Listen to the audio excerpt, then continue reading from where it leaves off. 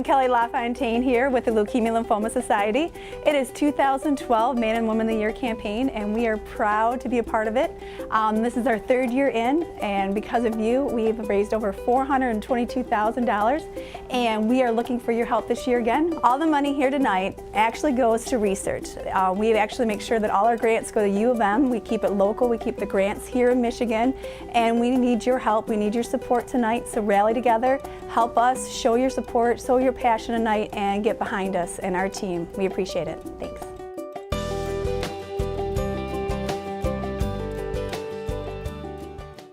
Hi, my name is Brenda Worley, and I am happy to be a part of Team LaFontaine, helping to raise money for Leukemia Lymphoma Society.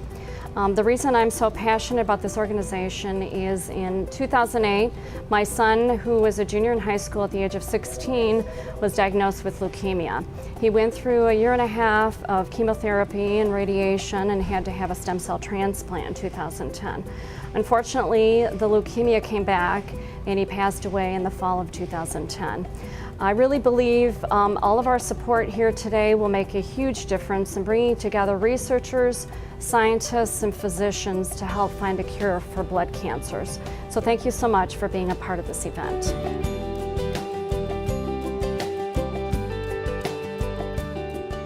Hi, I'm Christy Hernandez. This is my first year on the Leukemia Lymphoma Society campaign, and this campaign has actually taught me more about myself. And I'm involved because looking through the bios of the boy and the girl of the year, it has just amazed me what they've been through. I mean, going through their third round of chemo, going through so many different arenas in the battle of cancer, it just moves my heart. And the fact that the $20 that's in your pocket right now can help save them is absolutely huge. And I look through everything, research from the past couple of years, the different campaigns that have been put on, and there was a letter that Kelly had wrote to her brother last year, and it moved me because I put myself in that place thinking, what if that was my brother? What if he was going through this? And it really did touch my heart, and I know that together, if we pull this together, we can all do this. We can get through this and we can fight this. So thank you. My name is Kelly LaFontaine, and I'm the Leukemia Lymphoma Society Woman of the Year. I'm Ian O'Malley, and I am the Leukemia and Lymphoma Society Man of the Year. The Man and Woman of the Year campaign for me means a chance to give back. I don't know, for some reason the first word that's coming to my mind is passion. It was a 10-week course that puts 100% focus into fundraising for something that we're very passionate about. To me, it was probably one of the most rewarding things I've ever done. But one of the things I remember the most is we put a piece of paper up in the fridge that you could always look at. And we were asked to try and set a goal of $20,000, which is, a pretty substantial amount of money. For us, our goal was $150,000, and we set it knowing that we can try to reach it, obtain it, and that was our goal to keep going. But then when we found as time went on, we were pulling down this piece of paper and then putting up another piece of paper and then another piece of paper.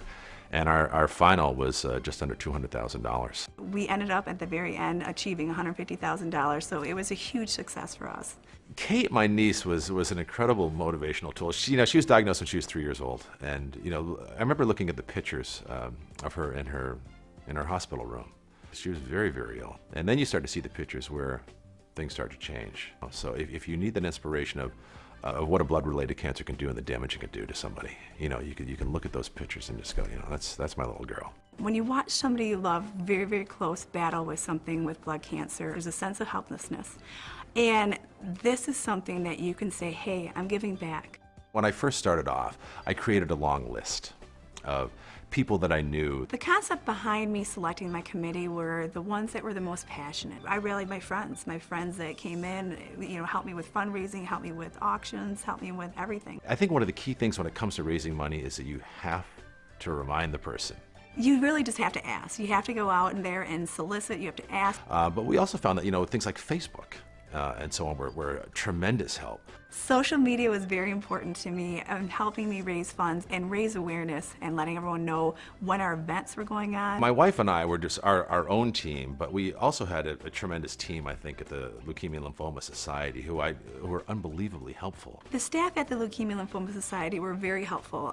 They're the ones that presented it with us, informative on every single event that was coming up. They were there at every single one of them. So I think if anybody said to me, hey, I'm considering doing Man of the Year, I'm considering doing Woman of the Year, I'd say go for it. I would recommend anyone to accept the challenge for Man and Woman of the Year, and it was so fulfilling that you want to keep doing it and giving back, so it was so important. So I would recommend it to anyone. The Leukemia Lymphoma Society Man of the Year campaign is life-changing, rewarding, and incredible.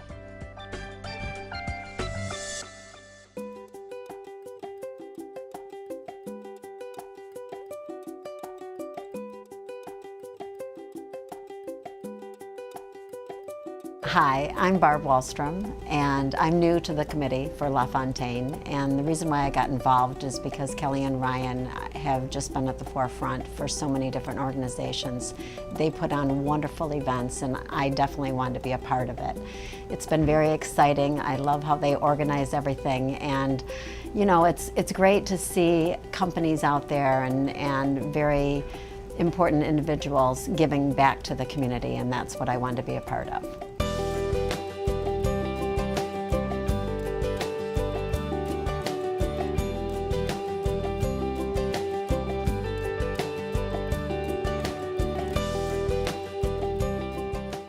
Hi, Tony Lamorato with Channel 4 TV and Click on Detroit.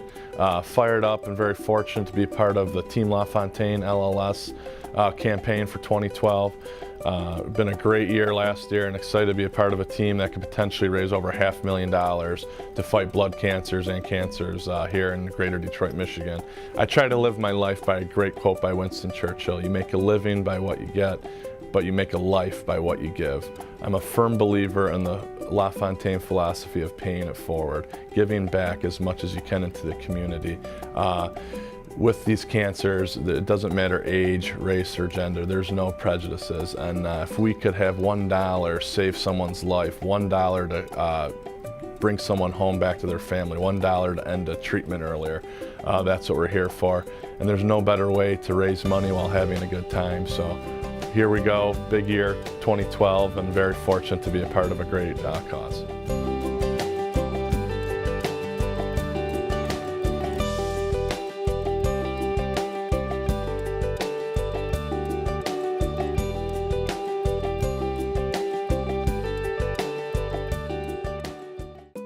I'm Gordon Muir. I'm a cancer survivor. About 10 years ago, they discovered that I had prostate cancer. Through the development of all the charities and so forth involved with leukemia and cancer, I was able to become positive and now negative. And I've been a zero prostate PSA for the last 9 years. I met the LaFontaine family about 10 years ago. Been involved in a whole lot of different fundraisers throughout the years, but there is none that can equal what they have done for the Leukemia Association, in my opinion. So I would ask that anybody here reach into your pocket and donate as hard as you can to help those that are still problems with cancer. And I thank those that contributed years ago that I was able to become negative from cancer.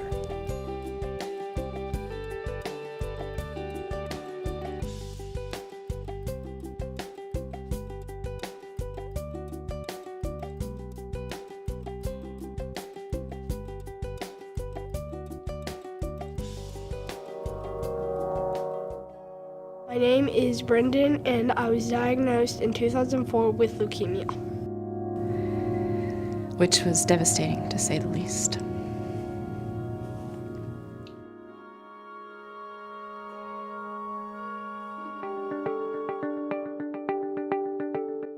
The dream has been for many years to try and harness the power of the immune system and target it specifically to fight cancer cells. Target therapy is the wave of the future. In the old days, when people got chemotherapy or cancer therapy, the idea was to kill anything that was growing in the body. That's why people's hair fell out, because your hair is growing. targeted therapy finds what's specifically wrong about that cancer.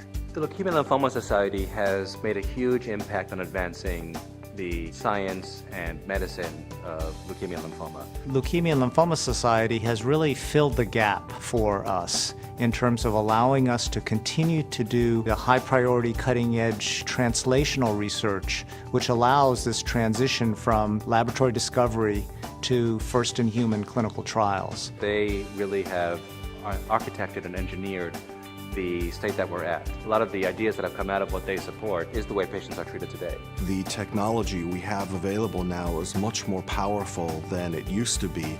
The downside is that it also is much more expensive. It really is a little bit ironic because now we're finally poised to really decode the way cancer works. What's amazing is that we have discovered all kinds of targets using this DNA technique and using this ability to look at the human genome to see which genes and proteins are being expressed improperly.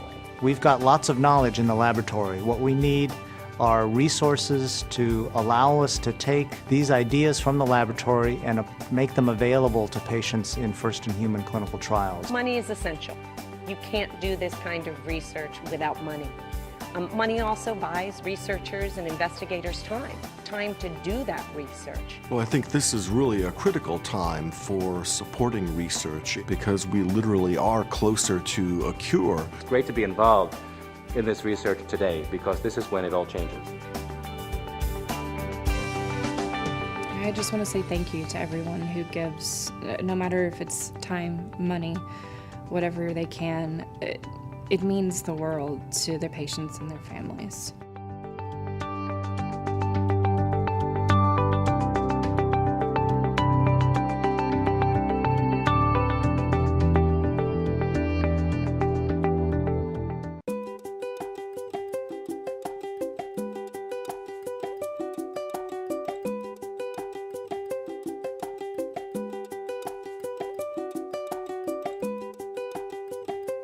Hi, I'm Carol Peters. I work here at LaFontaine Automotive Group. I'm also a member of the Leukemia Lymphoma Society campaign. We started this campaign 2 years ago when Ryan just announced that he had beat his battle with cancer and was in remission.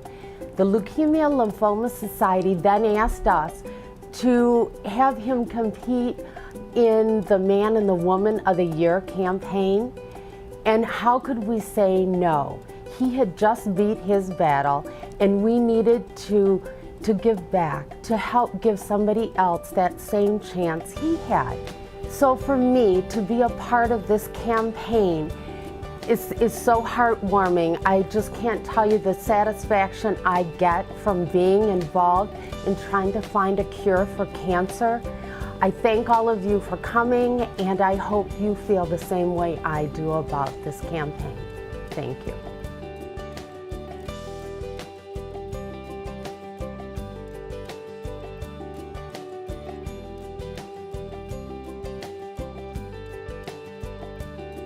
Hi, I'm Jason Stum. Life takes you on some long, strange journeys sometimes.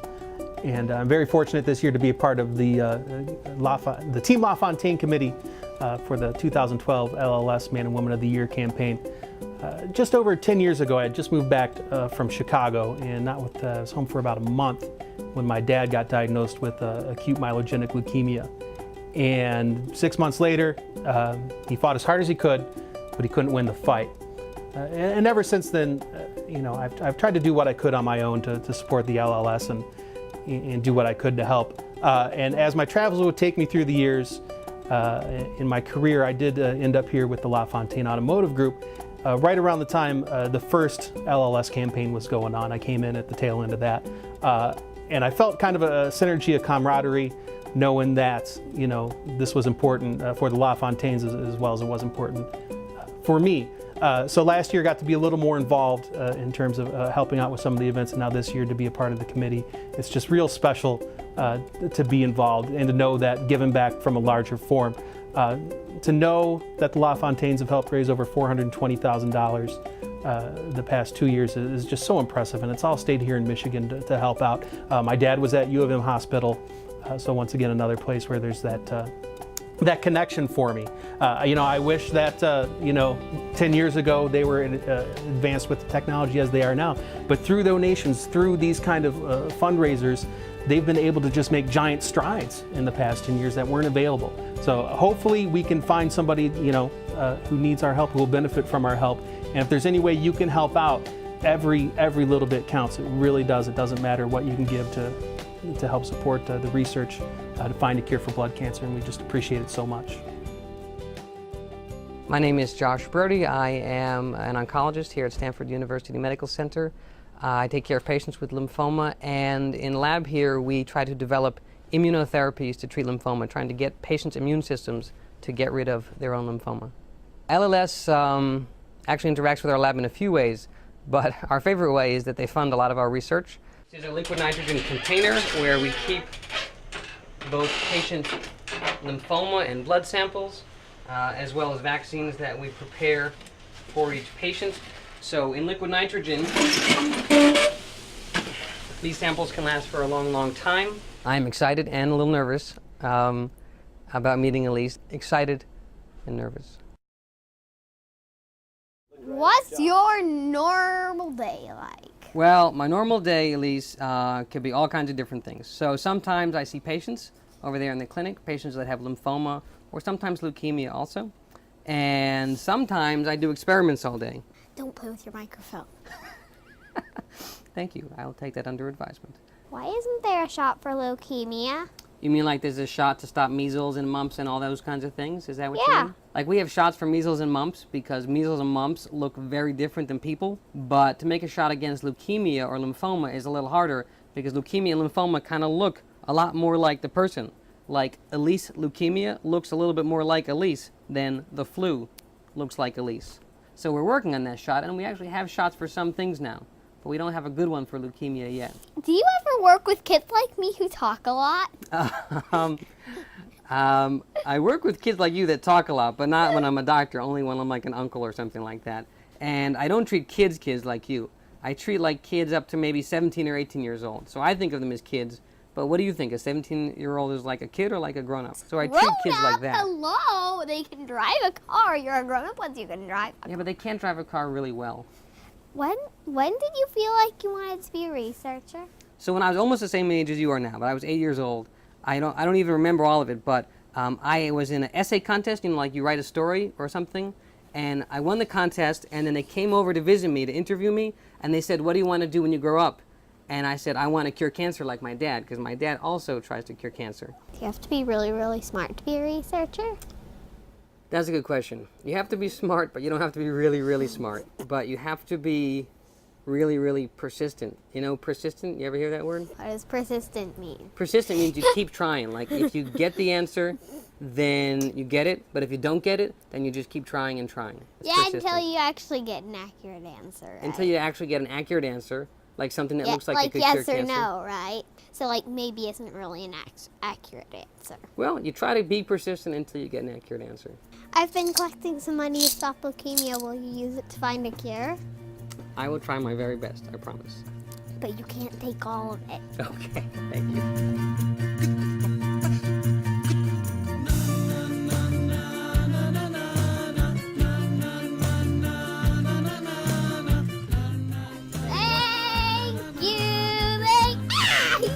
He is leaking, huh? Tell me when I should start. Right there.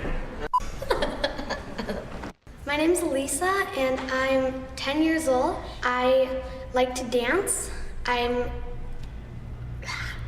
Sorry. I dance ballet, modern, jazz, and tap.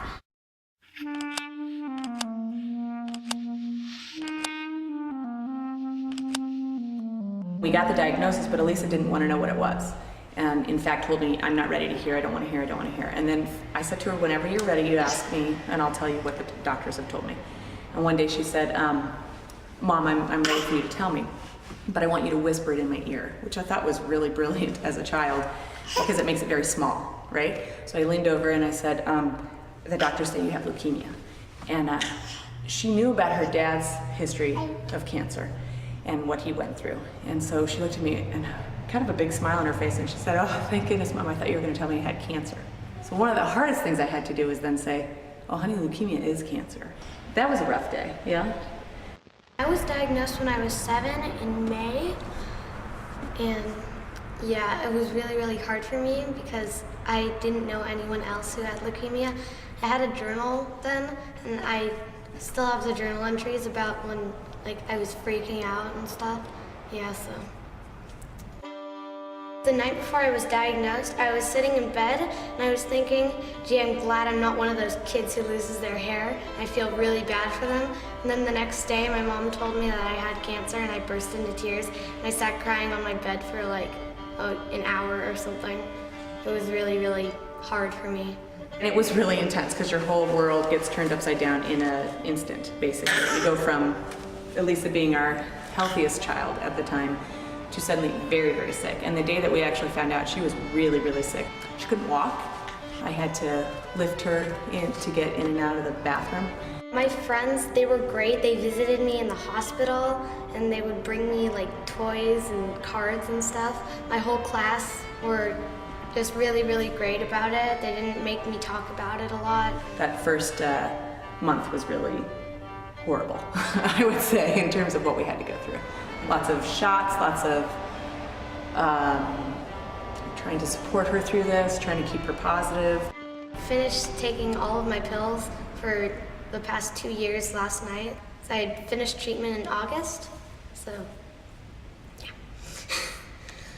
If you know anyone with cancer, don't push them to talk to you about it because it's really, really hard for them, usually.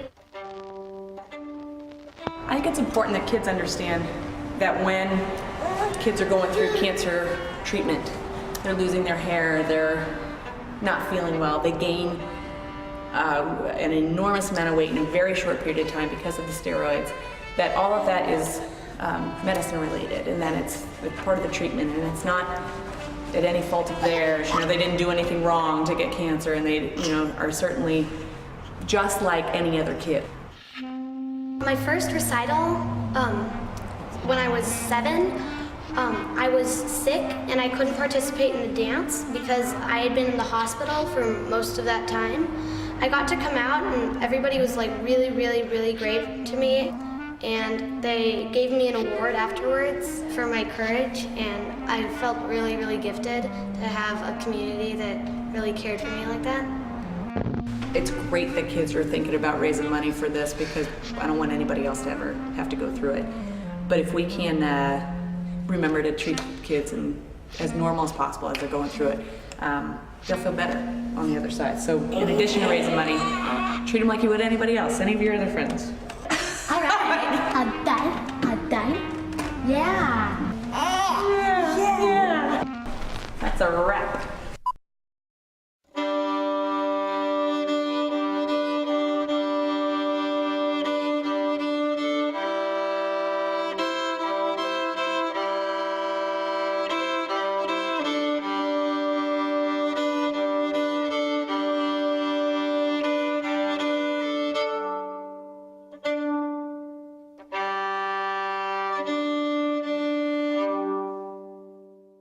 Hi, my name is Michelle Gregg, and I'm involved with Team LaFontaine because 5 years ago I got a phone call that I never want to get from a close friend or anyone from that matter, from Ryan LaFontaine, giving me a heads up that sadly he was suffering and had cancer, and it takes your breath away.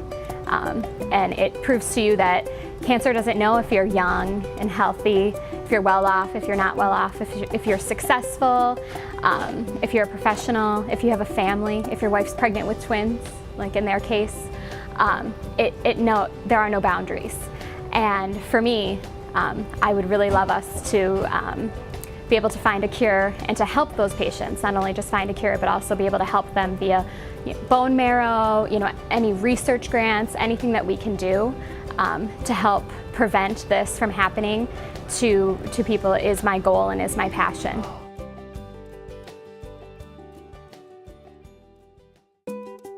Hi, my name's Jenna. I work for LaFontaine Automotive Group. I work directly with Kelly, and this time last year I got to know a little bit more about the family when I came on board, and I heard Ryan's story, and I was just completely taken aback. I went to all the events last year for Leukemia Lymphoma Society, and wonderful, fabulous events. I wanted to become involved myself, and so this year I'm on the board for LLS, and I'm proud to be working closely together with the LaFontaine family to make this dream become a reality, and hopefully we can raise more money than we did in previous years. And the goal has always been to cure blood cancer and to keep the research here in Michigan and to just raise as much money as we can. So definitely proud to be a part of that and support Team LaFontaine.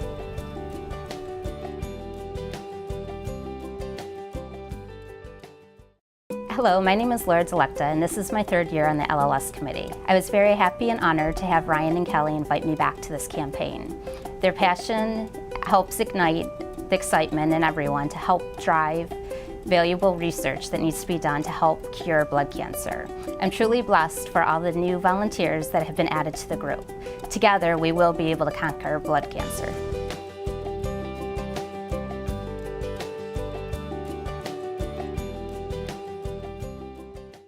Hi, William Jane with CBS Radio in Detroit.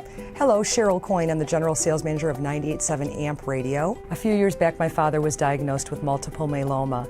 In a lunch meeting with Peggy Shriver, it was uncovered that the medication that had sustained his life far longer than the doctors had predicted was actually a medication that was developed by the Leukemia Lymphoma Society's research department. At that time, we discussed the Man and Woman of the Year campaign, and I immediately thought of Ryan LaFontaine. From there, I called William Jane to see if Ryan was aware of this amazing campaign and organization, to see if it was something that he'd be interested in getting involved in. I told Cheryl when she called, I don't know if he's aware of it, but it is something that he certainly might be interested in, but he definitely would like to be informed of this opportunity. The call went out to Ryan. He discussed it with Kelly and the rest of his family and came back to us and said that they wanted to get behind it, not in a minor way. The LaFontaines don't do anything in a small way. They jumped in with both feet, asked CBS Radio to help get involved and be part of a committee to help raise funds for the Man and Woman of the Year. So since that initial conversation just over 3 years ago, we've now raised how much money, Cheryl? Over $450,000 over the last 2 years in 10-week campaigns for the Man and Woman of the Year campaign. So if you'd like to get involved financially with your talents or your gifts, please reach out, contact somebody on Team LaFontaine, on the committee, with LLS, and be involved for a great cause, a great team, and a great group of people. Thank you. Thank you.